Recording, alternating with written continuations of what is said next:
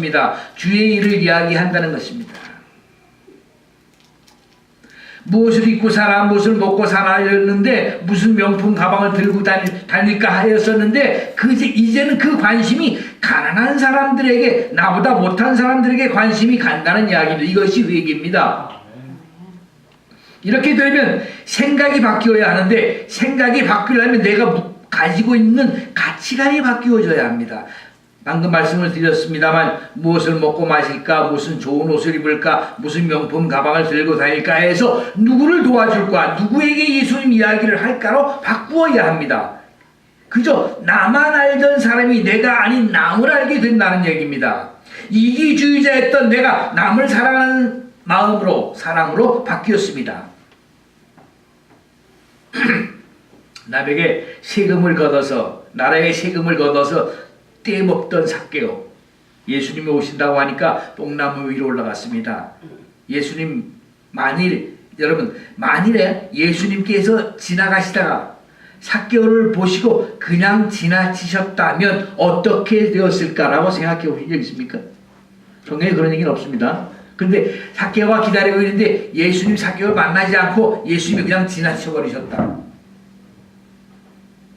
예수님이 오늘 내가 네 집에 있겠다. 삭개오는 좋았습니다. 내가 남에게 토색한 것이 있으면 몇 배로 갚겠습니다. 가진 거 다 팔아서 가난한 이들에게 나눠주겠습니다. 삭개오는 예수님을 잘 만났습니다. 남에게 줄 줄 알게 되었습니다. 남에게 준다는 기쁨 아시죠, 여러분들? 얼마나 기쁩니까? 나에겐 작은 것일 수 있지만 남에게는, 내 이웃에게는 가장 필요한 것일 수도 있습니다. 삭개오의 이 모습이 회개였습니다. 나만 아는 것에서 떠나서 남을 생각할 줄 아는 것, 그러한 기회를 만드는 것이 회개입니다. 예수님께서 부활하시고 제자들과 함께 지내시다가 승천하는 모습을 보았던 그 제자들은 확신이 생겼습니다. 그래서 외쳤습니다. 여러분은 예수님을 죽였지만 그는 부활하시고 우리가 보는 앞에 승천하셨습니다. 죄 없는 여러분을, 예수님을 죽게 하신 여러분은 회개해야 합니다 라고 외쳤습니다. 회개란 자기가 하고 있었던 일이 잘못된 줄 몰랐는데 가르쳐주면 깨닫고 뉘우치는 것이 회개입니다. 목사님이 가르쳐주면 알고 깨닫고 뉘우치는 것입니다. 기도 중에 성령이 우리에게 이야기해주면 바로 뉘우치는 것이 회개입니다. 믿음이 없음을 회개하십시오, 여러분들. 믿음이 성장하지 않는 것을 회개하십시오. 제 큰 녀석이, 큰딸이 아들을 둘 낳았어요. 낳기 전에 넷을 낳았다고 그러더라고요. 우리 둘이 합의했는데 애를 넷을 낳겠대. 그래, 내 나무 좋지. 그랬더니 둘 낳고 나더니만 아이고 아빠 힘들어서 못 낳아 그러더라고요. 그 낳은 아이가 1년이 가도록 2년이 가도록 똑같아 보십시오. 어떻습니까? 그 어머니, 아버지, 할머니, 할아버지, 외할아버지 얼마나 고민스럽습니까? 여러분들이 믿음이 성장하지 않음을 회개해야 됩니다. 바리새인들, 사두개인들, 예배당에 있는 지도자라고 하는 사람들은 그 소리가 싫었습니다. 사실을 사실대로 말해주는 그 제자들의 소리가 싫었습니다. 그러면 왜 회개는 왜 해야 하나? 예수님을 모함했습니다. 거짓 증인들을 내세워 모함했습니다. 예수가 무슨 잘못했습니까? 살인을 해서 감옥에 있는 사람을 빼주고 예수를 죽이라고 했습니다. 거기에 많은 사람들이 정말인가 아닌가 긴가민가 하는 사람들이 있었을 것입니다. 예수가 진짜 하나님의 아들인가 그리스도인가 만연한 사람들도 있었습니다. 그냥 예수를 죽게 내버려 뒀습니다. 살리지 못했습니다. 제자였던 베드로 3번씩이나 부인했습니다. 거짓말은, 거짓 증언은 마귀가 하는 것입니다. 마귀와 관계를 끊기 위해서 회개는 필요합니다. 마귀와 관계를 가지고 있는 사람은 하나님과 올바른 관계를 가질 수가 없습니다. 그들은 예수님이 승천하시는 것을 보았습니다. 그 이후 자신들의 거짓된 행실에 대해서 회개하였고 많은 사람들이 한국에 모여서 기도하며 찬양하며 이적을 행하였습니다. 아프리들이 다 나았습니다. 귀신 들린 사람들이 나았습니다. 무슨 권세로 그렇게 하느냐 했지만 그것이 사실이었습니다. 눈으로 보았습니다. 귀로 들었습니다.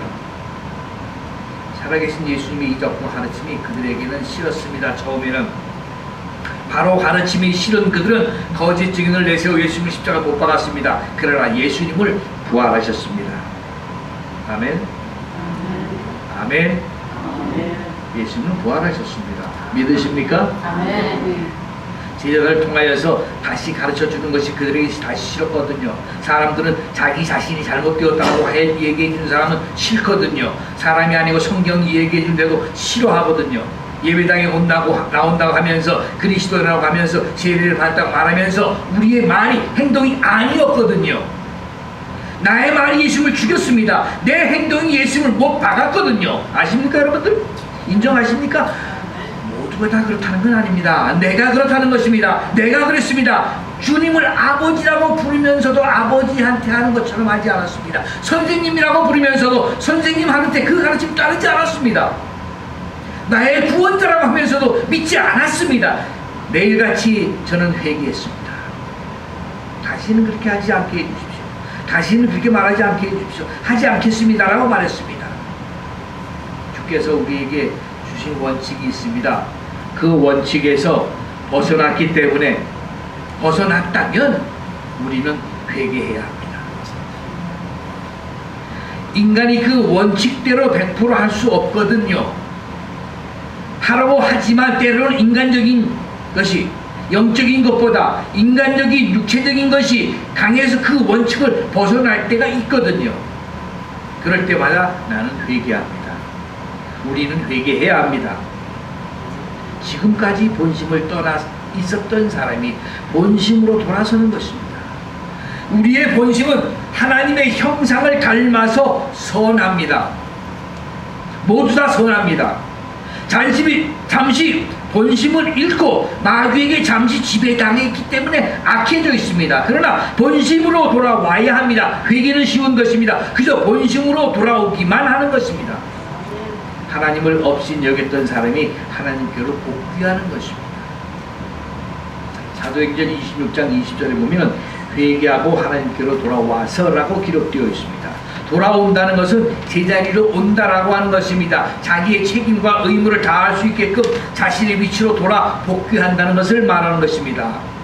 둘째 아들입니다. 아시죠? 아버지, 저에게 주 재산 주십시오. 타국에 가서 성공해서 돌아오겠습니다. 탕진했습니다. 집 생각이 났습니다. 둘째가 나가는 날부터 아버지는 문 걸어 잠그지 못하고 문 열어놓으시고 먼 발길을 보시면서 언제나 내 둘째 아들이 돌아올까 라고 기다리셨습니다.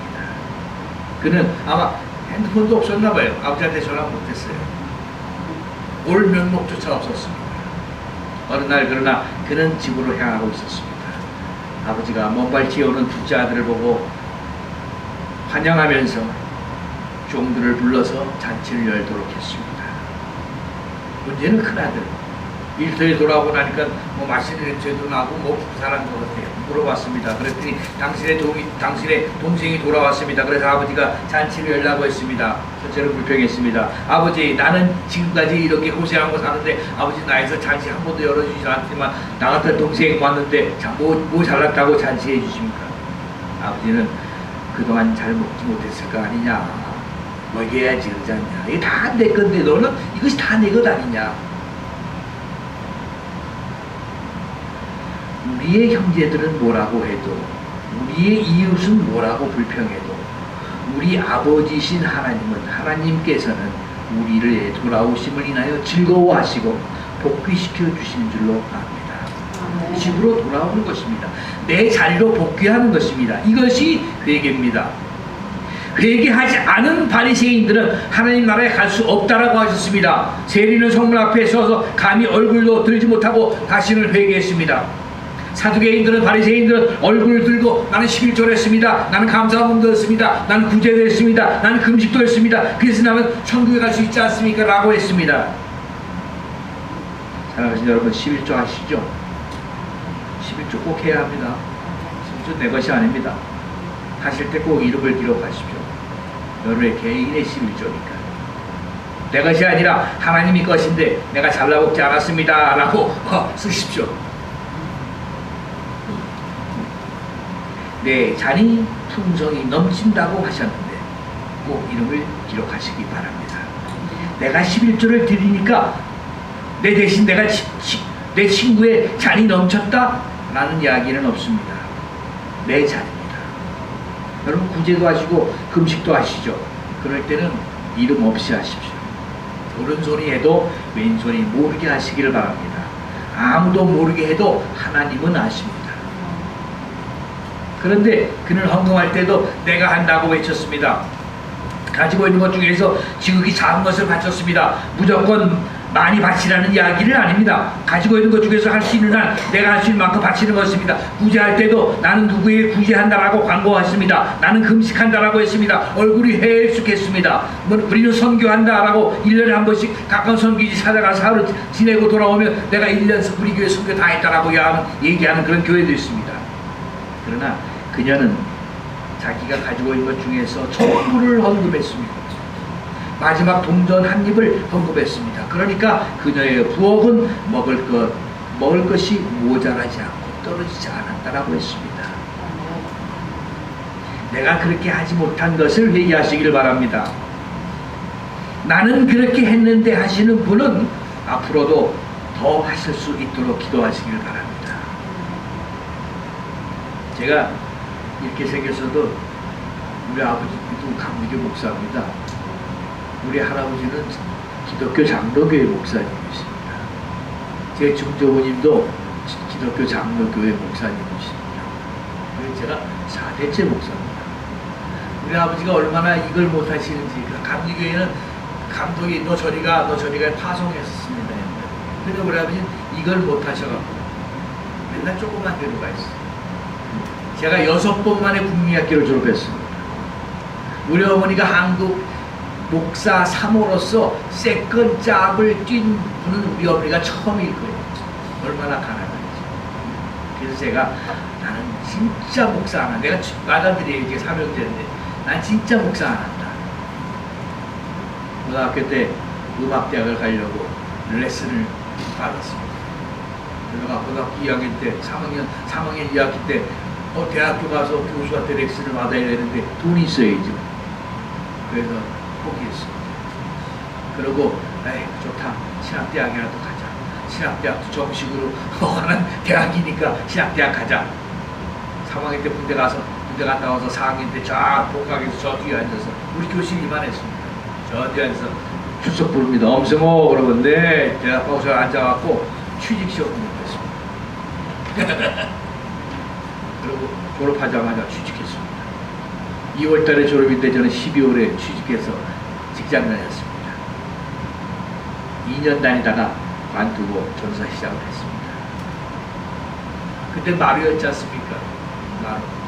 여기 위에 계단, 그 다음 밑에 강대상. 2년 동안 실컷 잘 놀았죠, 직장. 열심히 돈도 벌고, 열심히 놀기도 하고. 그러고 나서 지금 저 부서는 전도사를 봤는데 뭐 확신이 있어야죠. 확신이 있어요. 그래서 저는 1년 동안 고민했습니다. 설교는 또 이렇게 많아요. 새벽기도 매일같이 하죠. 주일 날 저녁 수요일 금요일 철야 어떤 새벽에 나오면서 넥타이 메고 나와야 되는데 넥타이 이상하게 메고 바자막 바람이 나오는 것도 있어요. 양복 자다. 확신이 없는 설교 얼마나 괴로웠습니다. 어느 날 새벽 아랫계단에서 기도하고 있는데 정말 아름다운 향, 그렇게 아름다운 향을 맡아본 적이 없어요. 앉아서 기도하고 있는데 그래서 누가 내 옆에 와 있나 수가 같은데 아무도 없어요. 아주 맡아보지 못했던 그 아름다운 향이 지나가면서 내 죄를 용서해 주었다. 내 열심히 해라 하는 말씀이었어요. 두 번째 방에서 걸레질하고 있는데 똑같은 냄새, 똑같은 말씀이 들렸어요. 그때부터 저는 확신을 가지고 목회를 시작했습니다. 야, 내가 그래도 4대째 목사인데 그래도 나 같은 목사가 어딨냐. 노래도 잘해, 피아노도 잘 쳐. 나 같은 목사 없을 거야, 한국에는.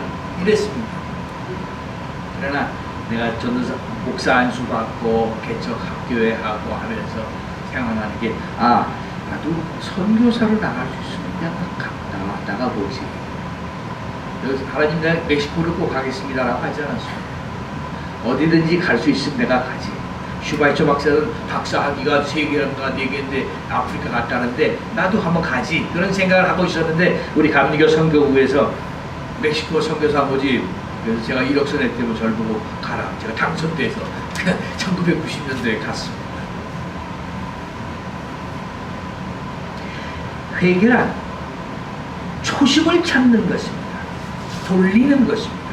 본래의 신앙, 본래의 믿음을 찾는 것입니다. 나이가 먹을수록 신앙의 연도수가 깊으면 깊어질수록 어렵다고들 합니다만 그러나 우리는 진정한 그리스도인이기에 가능합니다. 지금 내가 하고 있는 신앙의 태도가 좋지 않다라고 한다면 지금 회개하고 돌릴 수 있어야 합니다. 이것이 그리스도인입니다.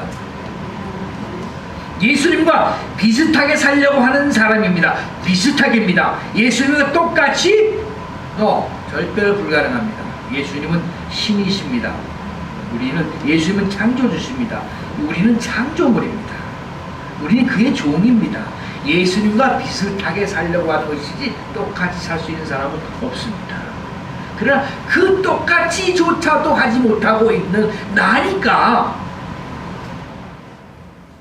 그런데 우리를 불러주신 것 때문에 그저 감사할 뿐입니다. 감사해서 그분이 하라는 대로 하는 대로 좋아하시는 대로 하며 살려 하는 것 뿐입니다. 그렇지 않습니까? 예수님께서 나의 이름을 불러주셨습니다. 내가 죄인이었을 때에 우리 모두의 이름을 부르셨습니다.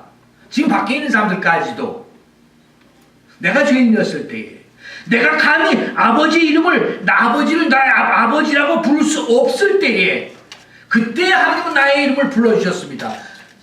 그런데 밖에 있는 사람은 아직도 듣고 있지 못합니다. 그러나 우리는 들었습니다. 내가 뭐 잘나서 하나님이 나는 잘났기 때문에 내 믿음이 좋아서 하나님 예수님 날 불러주셨습니다라고 하시는 분 있습니까? 자신 있으신 분? 목사인 저도 자신이 없어요. 그럼에도 불구하고 예수님은 나를 부르셨다는 이야기입니다.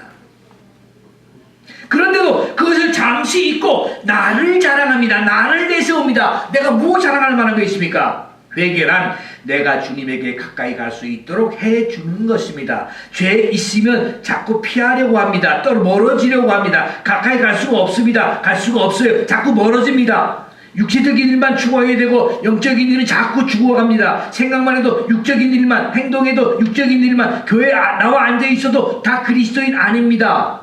일주일 동안 생각은, 행동은, 육적인 일만 하는데 주일 교회에 나와서 앉아있다고 해서 다 그리스도인이 될 수 있습니까? 육적인 일만 추구하는 사람은 예수의 제자가 될 수 없습니다. 예수님의 제자가 될 수 없습니다. 문제는 내가 얼마나 그동안 주님의 일을 했느냐 하는 것입니다. 얼마나 정성스럽게 주의 일을 했느냐 하고 있습니다. 사랑하신 성도 여러분, 주님께서 세컨 커밍 하십니다. 아멘? 뭐 대답 아멘들을 안 하세요? 예수님께서 세컨 커밍 하십니다. 아멘. 그거 믿지 못하시는 분은 지금 당장 나가세요. 미안합니다만 당장 나가십시오. 앉으실 필요 없어요. 예수님은 승천하시면서 분명히 말씀하셨습니다. 내가 세컨 커밍 한다. 다시 온다. 예수께서 다시 오셔서 우리와 만나십니다. 둘로 나오신다고 했습니다. 나에게 묻습니다. 너는 그동안 나를 위해서 얼마나 애썼느냐? 뭐라고 대답하시겠습니까? 우리에게 물었습니다. 그때 나는 뭐라고 대답할 수 있을까? 생각해 보셨습니까? 여러분들, 문제는 교회입니다. 문제는 목사입니다. 교회가 썩었습니다. 교회가 세속화되어서 교회가 세상처럼 되어버려서 냄새가 난다는 이야기입니다. 교회 안에 돈이 들어왔다는 얘기입니다. 그런 냄새가 나는 교회의 이야기들이 신문을 통해서 방송을 통해서 자꾸 퍼져나갑니다. 복음을 더럽히고 있습니다. 돈 많은 목사들이 돈으로 사업을 한다고 합니다. 한국에서. 돈으로 나쁜 짓들을 한다고 합니다. 한국에서. 아니, 미국에 있는 사람 못 들어봤어요. 아직 제가.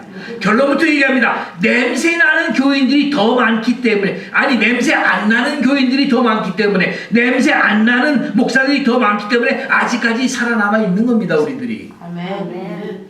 돈 가지고 나쁜 짓 하는 목사들보다 더 충실히 목회하는 목사들이 더 많기 때문에 살아있다는 이야기입니다. 아멘.